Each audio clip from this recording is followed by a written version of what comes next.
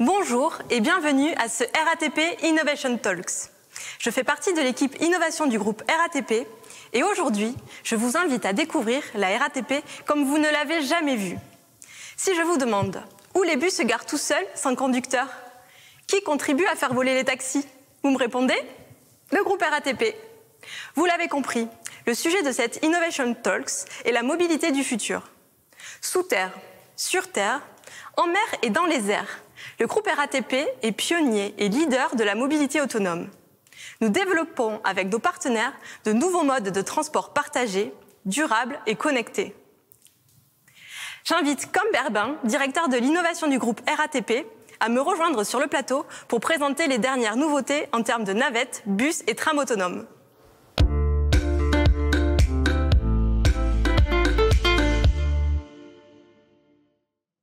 Bonjour Com et merci de nous avoir rejoints sur le plateau. Alors, j'ai une question à vous poser. Quelles sont les dernières innovations en termes de mobilité autonome au sein du groupe RATP? Bonjour Marine. Alors la mobilité autonome, il faut bien comprendre qu'en fait, c'est un sujet multifactoriel en matière d'innovation. Évidemment, tout le monde pense à l'innovation technologique et on en fait évidemment beaucoup. On a testé les navettes autonomes, on a testé des sujets d'interopérabilité de navettes autonomes entre plusieurs fabricants, ce qui est une spécificité RATP. On a testé le bus qui se gare tout seul au sein d'un dépôt. On a testé le tram autonome qui se gare tout seul dans un centre. Aujourd'hui, on passe à une nouvelle échelle qui sont les bus autonomes, le bus classique, celui que tout le monde connaît, donc avec sa grande taille. En mode autonome et c'est une vraie première. Un bus qui est sur nos voies de bus et qui roule en termes exactement tout seul. Ça c'est l'aspect technologique. Mais au-delà de ça, il y a de nombreux autres facteurs d'innovation autour de la mobilité autonome. Il y en a un qui est la question servicielle. Quel service et quelle innovation en matière de service on peut apporter? Et donc là-dessus, on a déployé cette année un premier service pour les entreprises, là aussi qui est une première. On développe des services autour de les zones peu denses, donc la mobilité autour des gares, permettre aux gens de ne pas prendre leur voiture pour aller jusqu'à une gare RER par exemple, et avoir une navette autonome pour le faire. C'est du shuttle, ou c'est de la liaison entre gares? C'est des parcours qui sont réalisés à partir de la gare et qui permettent d'amener les gens depuis chez eux ou depuis un certain nombre de points d'intérêt, un collège, une zone d'activité, jusqu'à une gare. Et donc ça, c'est vraiment une notion d'innovation servicielle. On a aussi de l'innovation en matière opérationnelle. On développe aujourd'hui, en parallèle de notre programme, les outils et les méthodes d'exploitation de la mobilité autonome. Ça s'exploite pas tout à fait de la même manière qu'exploiter une flotte de bus classique. Donc on a besoin d'outils dédiés. Et donc aujourd'hui, on est en train de développer ça. On développe aussi de l'innovation autour des infrastructures et on aura l'occasion d'y revenir. Enfin, on a de l'innovation en matière sécuritaire puisqu'on contribue et la RATP, grâce à son expertise acquise sur les métros automatiques, possède je vais y arriver, à une contribution très appréciée, notamment du ministère des Transports, sur la définition des la future réglementation et des futures procédures de définition de la sécurité de la mobilité autonome. Oui. Et du coup, c'est quoi votre vision à moyen et long terme sur la mobilité autonome, ces enjeux justement juridiques?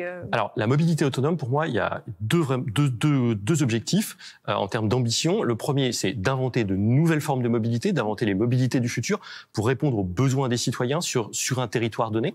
Et le deuxième, c'est d'améliorer les mobilités d'aujourd'hui, et là-dessus, je peux vous donner un bon exemple. Aujourd'hui, on teste une solution sur des bus classiques de suppression des angles morts grâce à des caméras intelligentes.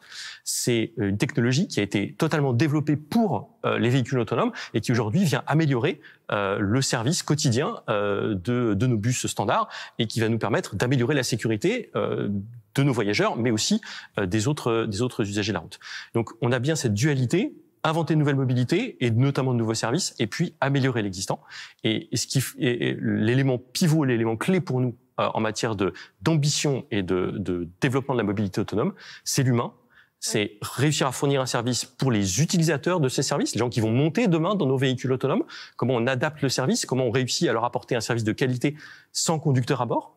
On a un deuxième enjeu qui est les autres usagers de l'espace public et de l'espace urbain, avec une vraie question de comment est-ce qu'on interagit de manière fluide et sécuritaire avec ces usagers. On a déjà des retours d'expérience sur ça, sur la navette par exemple de Vincennes? Alors on commence à avoir des retours d'expérience et surtout on a pendant toutes nos expérimentations, on a des études qui sont menées en parallèle et on voit qu'effectivement à certains moments ça se passe très bien et qu'il y a des endroits où on a des comportements d'autres usagers qui sont parfois peu sécuritaires. Et donc la question, c'est comment est-ce qu'on va travailler l'insertion urbaine pour justement éliminer des comportements qui pourraient être dangereux et qui pourraient générer de l'accidentologie, pas forcément dans la navette elle-même, mais par les comportements des usagers autour. Et le dernier sujet humain, qui est très important pour nous, c'est nos agents.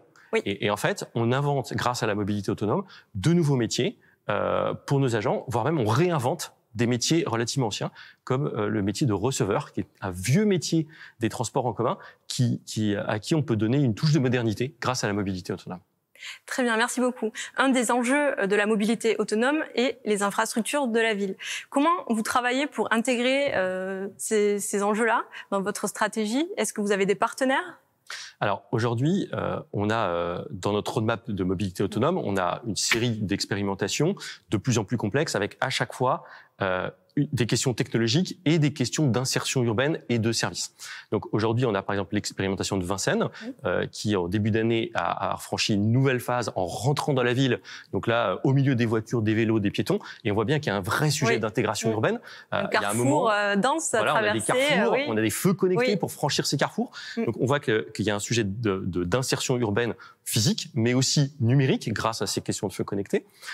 Les travaux qu'on mène aujourd'hui dans la zone dense à Paris ou hors de Paris dans la zone peu dense, mais aussi à Boulogne-sur-Mer ou à Archamps. Archamps, c'est à côté de Genève. On nous met dans une diversité de situations d'insertion urbaine différentes. Dans ces questions d'insertion urbaine, il y a deux grands enjeux. Le premier, c'est l'insertion classique, prendre sa place dans l'espace urbain, un peu comme on voit bien qu'on a une problématique aujourd'hui sur l'insertion des vélos avec la création de nombreuses pistes cyclables. Alors l'objectif de la mobilité autonome, c'est de minimiser ces questions d'insertion urbaine. L'idée, c'est pas de faire des voies complètement dédiées, mais par contre, on voit qu'il y a quand même besoin de quelques aménagements, notamment pour des problématiques de sécurité et de garantie de la sécurité à certains endroits.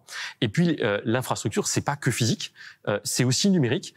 J'ai parlé des feux connectés, mais aujourd'hui, on déploie avec un certain nombre de partenaires, dont la ville de Paris, dont des partenaires technologiques, Nokia, Aximum, Signify, ATC, une infrastructure intelligente dans Paris Centre qui vise à apporter un appui à la mobilité autonome, mais aussi à développer de nombreux cas d'usage autour de la ville intelligente et connectée, et qui fait partie de notre stratégie à la fois mobilité autonome, mais aussi de rendre les villes plus intelligentes. Merci beaucoup pour ces éléments. Je vous propose, pour illustrer tout ça, un reportage sur Paris to Connect et cette initiative qui permet d'observer la ville. Le boulevard périphérique aura ceinturé complètement la ville. À l'intérieur même de Paris, voué à l'asphyxie, comment circulera-t-on? Nous sommes seulement maintenant en train de tirer les leçons de cet asservissement de la ville à la voiture. Vous avez aujourd'hui 50% de l'espace public qui est consacré à la voiture, alors que ça ne représente que 13% des déplacements.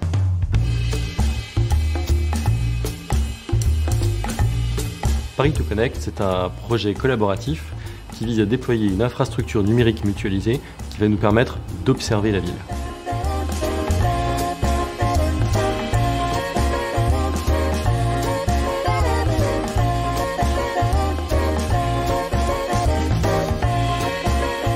Ce qui est intéressant, c'est qu'on a à la fois des partenaires privés, des startups comme des grands groupes internationaux, et aussi des partenaires publics comme le groupe RATP. Et c'est ça qui est intéressant, c'est qu'on fait une approche commune pour les besoins de la ville de demain. On va déployer 9 smart poles, donc des infrastructures numériques connectées, sur un parcours qui fait les 3 gares. La navette autonome de la RATP, ils apportent un cas d'usage absolument extraordinaire. Nous, ce qui nous intéresse derrière, c'est toute la complexité que ça met en œuvre.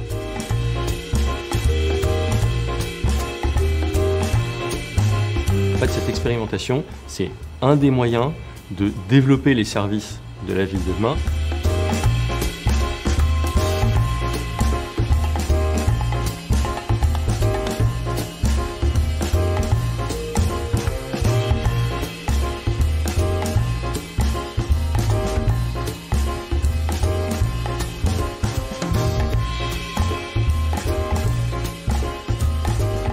Cette révolution numérique, cette ville numérique, on ne la fera pas contre les gens. Ce qui est intéressant dans cette expérimentation, c'est qu'on va pouvoir mesurer, capter les usages réels des citoyens dans la ville. Le rôle des pouvoirs publics va plutôt être un rôle de coordination, de contrôle, d'influence et peut-être même de partage de la donnée. L'infrastructure porte certains cas d'usage qu'on a mis en évidence, mais il peut y en avoir beaucoup d'autres.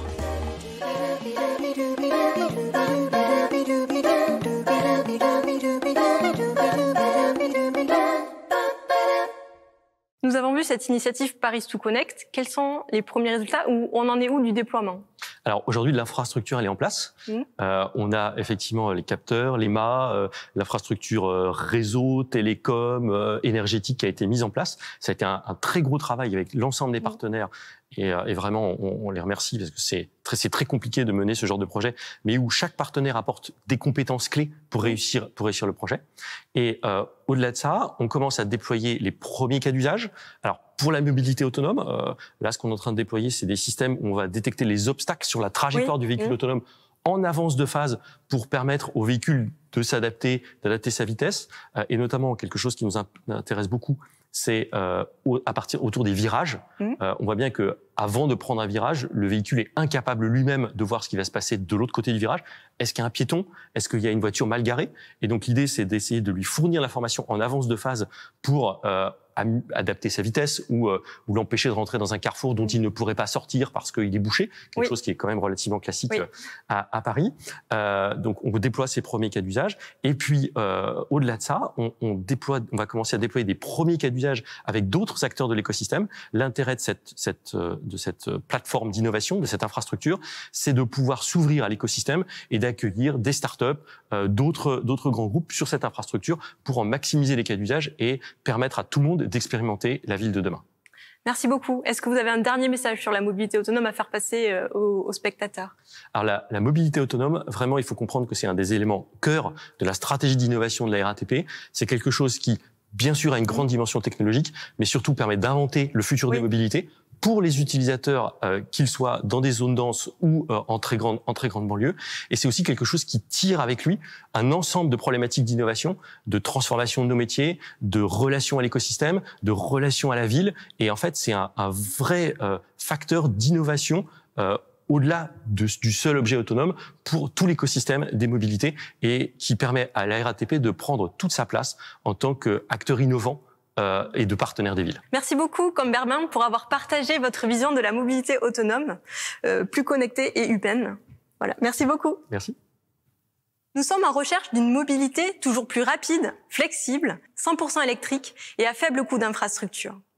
Avec les avancées de la propulsion électrique, de l'avionique, de la technologie de vol autonome avec les drones, de l'intelligence artificielle et des réseaux de communication 5G, la mobilité aérienne a la capacité de révolutionner la mobilité urbaine. Une récente étude de l'Agence européenne de la sécurité aérienne a annoncé que les taxis aériens entreront en service dans les années 2024-2025.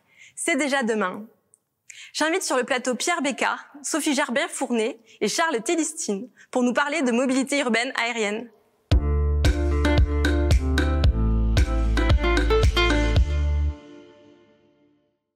Bonjour, merci beaucoup de m'avoir rejoint. Donc bonjour Pierre, bonjour Charles, bonjour Sophie.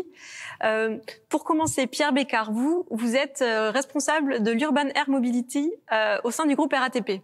Alors, c'est pas forcément intuitif. Pourquoi le groupe RATP s'intéresse à la mobilité aérienne alors qu'a priori, il est plutôt destiné à s'occuper du transport routier et ferroviaire? C'est vrai. Alors, ce qui peut surprendre, c'est que RATP, très présent en Île-de-France, mais aussi sur 4 continents, est opérateur de 8 mobilités sur ces continents-là, 8 mobilités en direct et 4 en partenariat. Et ce qui peut vous surprendre, c'est qu'en particulier, elle est déjà présente dans le monde de l'aérien avec le transport par câble. Ah oui, puisque RATP le groupe RATP opère déjà des services transport par câble. Alors, c'était de ce fait-là assez évident que face à l'émergence de ce qui pourrait constituer un nouveau mode de transport urbain, RATP s'intéresse à l'émergence de ce mode, évalue sa pertinence pour les villes, et c'est ce que aujourd'hui nous réalisons en essayant avec nos partenaires, en constituant un écosystème en Île-de-France, avec le soutien de la région Île-de-France, avec le soutien d'ADP. Donc, on parle d'ADP. Charles en particulier, oui. Voilà, d'ADP, que nous constituions un écosystème issu d'un appel à manifestation d'intérêt qu'on a lancé fin d'année dernière avec la région, une trentaine de lauréats avec lequel on va tenter ensemble de lever les verrous à l'émergence de ce mode dans l'environnement urbain, qui adresse des compétences que RATP a déjà. Il ne s'agit pas de réinventer les compétences que nous avons déjà sur plusieurs plans. Au niveau des véhicules, on a une expertise de management de l'énergie, on a une expertise acoustique vibratoire qu'on va mettre en œuvre sur ces sujets-là. Ça, c'est important, le bruit, sujet, oui, le bruit dans la ville. C'est un vrai sujet, c'est le premier sujet, effectivement, en matière d'acceptabilité. Nous réaliserons dès septembre des premiers tests sur une plateforme ADP à l'aérodrome de Pontoise. Effectivement, des premiers tests pour évaluer l'émergence acoustique et vibratoire de ce mode. On a une deuxième compétence sur laquelle Sophie va intervenir, sur l'infrastructure. On a historiquement toujours construit des infrastructures en environnement urbain. Et là, on a un vrai sujet d'intégration industrielle. On a une troisième compétence de management du service. Comment intégrer ce mode dans le mix mobilité pour assurer le meilleur service à une population donnée à l'échelle d'une région. En l'occurrence, pour ce qui nous concerne aujourd'hui, c'est avant tout pour 2024 la région Île-de-France. Et puis, quatrième dimension, la gestion du trafic, avec des problématiques de gestion de flux, de capacité, dont Charles va pouvoir parler effectivement. Oui, les flux aériens, c'est autre chose que le flux routier. Peut-être que Charles va nous dire que c'est pas tout à fait différent finalement. Okay.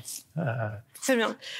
Et du coup, Sophie Gerbert-Fournet, vous êtes la directrice de la maîtrise d'ouvrage pour RATP Real Estate. Vous pilotez les projets d'infrastructure et dessinez le futur des villes. Quels sont les enjeux de l'intégration d'infrastructures de mobilité aérienne dans les villes? Et est-ce que les vertiports, c'est quelque chose qu'on peut envisager facilement dans le paysage parisien, par exemple? En fait, les vertiports, pour nous, c'est une nouvelle dimension de la question du transport en ville. Donc, de la même façon qu'on a travaillé depuis longtemps sur des problématiques d'objets complexes, complexes au sens mixte, c'est-à-dire mixité de programmation, d'usage, de l'intégration de la question industrielle au cœur des villes et notamment de la ville dense comme la ville parisienne. Comment faire de ces programmations industrielles auxquelles on adjoint d'autres types de programmes, du logement, des équipements publics, etc., des objets qui s'inscrivent parfaitement en ville et qui répondent en cela aux exigences d'usage et finalement de qualité qui sont au cœur des sujets de la ville d'aujourd'hui. Donc c'est vraiment une spécificité, on va dire, une expertise qu'a développé RATP Real Estate au travers de nombreux projets parisiens, pour le moment liés au transport, qu'ils soient routiers ou ferrés, et donc demain au transport aérien. Vous avez une vraie expertise dans les projets urbains mixtes. Quels sont vos atouts justement pour le projet aérien? Est-ce que vous arrivez à travailler l'acceptabilité vous aussi, par exemple des habitants sur des projets d'intégration de logement, de structures de transport? Est-ce que ça va vous aider pour imaginer des vertiports demain? Oui, bien sûr, parce qu'on a développé toute une méthodologie de projet qui s'attache en fait de la même manière que le groupe RATP est à l'écoute des territoires dans les questions d'intégration urbaine, des questions de transport. On s'inscrit complètement dans cette dynamique-là avec une méthodologie de projet qui est complètement attentive non seulement aux problématiques techniques que vont poser les vertiports, mais que posent déjà finalement les autres infrastructures. Donc les questions vibratoires, les questions acoustiques, les questions énergétiques aussi, parce qu'il va bien falloir amener de l'énergie et probablement plutôt en cinquième façade, puisqu'on sera souvent posé finalement avec ces nouveaux modes de transport. Donc toutes ces questions qui sont des questions techniques, qui sont on va dire des problématiques assez classiques, vont s'accompagner d'autres typologies de questions. Alors par rapport à l'environnement, donc acceptabilité aussi des riverains, des usagers, puisque la ville de demain est réellement la problématique du groupe RATP et évidemment la nôtre qui œuvrons tous les jours sur le contexte immobilier. Mais du coup, la qualité de la ville, la qualité des usages, l'acceptabilité avec de l'innovation aussi, c'est aussi la possibilité finalement de développer de nouvelles pistes. On travaille déjà beaucoup sur les questions d'inscription du végétal de plus en plus dans les projets, la question de l'agriculture urbaine, la question des îlots de fraîcheur, voilà, toutes ces choses-là forment un tout finalement qui est très tourné vers le citoyen finalement, qu'il soit riverain, qu'il soit usager ou autre. Et puis le deuxième sujet, c'est que RATP Real Estate n'est pas qu'un acteur de l'immobilier au sens bâtisseur, c'est aussi un acteur de l'immobilier gestionnaire. Donc on est aussi beaucoup tourné sur la pérennité des ouvrages. Donc nous, on travaille sur le cycle de vie du bâtiment, à la fois toutes les questions qui vont finalement être à l'initiative du projet et ensuite permettre le développement du projet. Et puis demain, les questions de gestion avec tous les modèles économiques qu'il va falloir imaginer finalement, puisque tous ces vertiports vont s'inscrire dans des hubs de mobilité avec des questions de flux à gérer, des questions de services à apporter aux usagers qui vont probablement être différenciés en fonction des territoires. Et donc, nous, nos sujets, c'est de réfléchir en programmation, ensuite en réalisation de tout ça, et puis en gestion pour assurer également au territoire d'ailleurs la pérennité de ce que l'on va offrir en inscription dans la ville dense, finalement qui doit évoluer, mais vers du plus, avec une notion très positive de ce que peut apporter un vertiport demain. Merci beaucoup, Sophie. On imagine une explosion de flux aériens. Du coup, Charles Télistine, vous êtes le PDG d'Hologarde, qui est une filiale d'ADP, les aéroports de Paris. D'ici 2035, la Commission européenne prévoit une multiplication par 10 du flux aérien. C'est 10 fois plus de drones que d'avions. Comment vous allez pouvoir gérer ces flux aériens? Est-ce que vous avez des solutions digitales? Voilà. Alors, je pense que vous avez tout à fait raison, on est des gestionnaires d'infrastructures et on imagine tout de suite des réseaux d'antennes, des choses comme ça, des radars et ainsi de suite. Alors, je pense qu'il faut le dire, aujourd'hui, les solutions techniques, elles existent déjà, on a déjà des solutions. Ce qu'on voudrait plutôt construire, c'est la façon dont, avec des acteurs en réseau, on va fonctionner de manière efficace. On parlait de multimodal, on parlait de couloirs aériens, on peut parler de différents... nous, on parle de systèmes aéroportuaires parisiens, par exemple. Donc, on parle du métro du Grand Paris. On voit bien qu'il y a une connexion naturelle dans l'approche de tout ça. Et vous dites, il y a la question de la quantité. Alors, c'est vrai, aujourd'hui, vous avez à peu près en Europe une flotte de 13 000 avions classiques, Airbus A320, etc. À côté de ça, vous avez 100 000 avions. Et puis, vous avez déjà plusieurs millions de drones. Et donc, vous dites, à partir du moment où ces drones vont pouvoir être autorisés à faire des livraisons, à faire, pourquoi pas, du transport de passagers, parce que c'est pour ça, c'est sur ça qu'on travaille. Évidemment, vous allez avoir une explosion du trafic. Alors, explosion, ça fait tout de suite peur, parce qu'il y a le sujet de l'acceptabilité, vous l'avez tout de suite donné. Et en réalité, techniquement, il faut quand même aussi relativiser, puisque aujourd'hui, on a des couloirs aériens. Donc, on a des routes, en quelque sorte, qui sont déterminées entre les différents vertiports ou aéroports. Les aéroports feront partie de ces vertiports, tout comme probablement la gare d'Austerlitz ou d'autres gares du réseau RATP. Et ce qui va être intéressant, c'est que en essayant de minimiser les nuisances, évidemment, pour les habitants de l'Île-de-France, et puis en maximisant la sécurité, on puisse faire passer un flux de trafic en toute sécurité. Et là, ce qui est très intéressant, c'est que ça sera un flux de trafic qui aura une caractéristique d'être décarboné.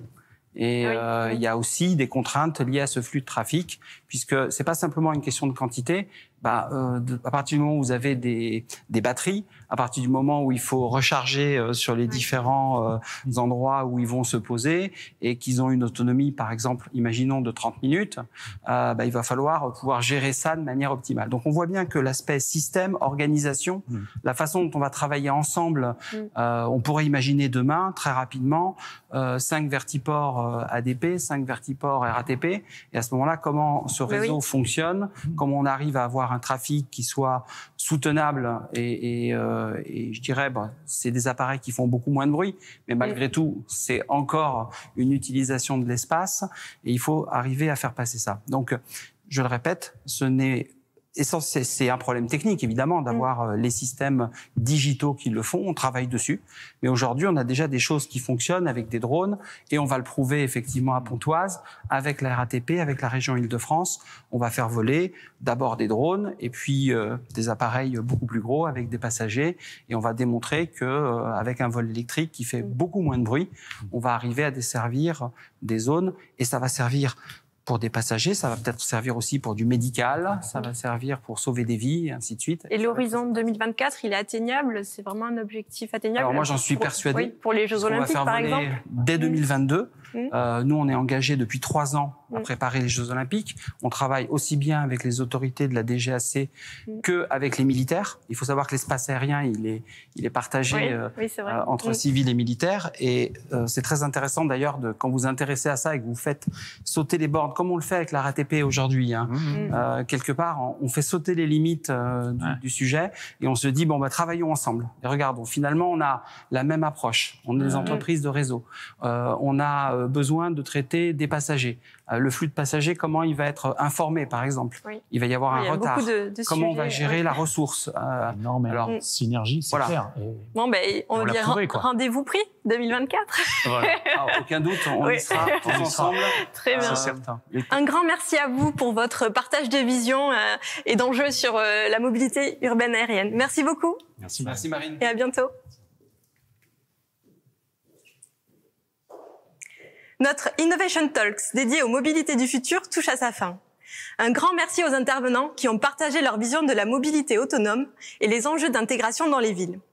2024 semble un horizon atteignable pour voir voler les premiers taxis volants dans le ciel parisien. Le rendez-vous est pris. Je vous invite à découvrir nos autres Innovation Talks sur le voyage augmenté, l'industrie 4.0 et la ville durable et inclusive. Merci et à bientôt.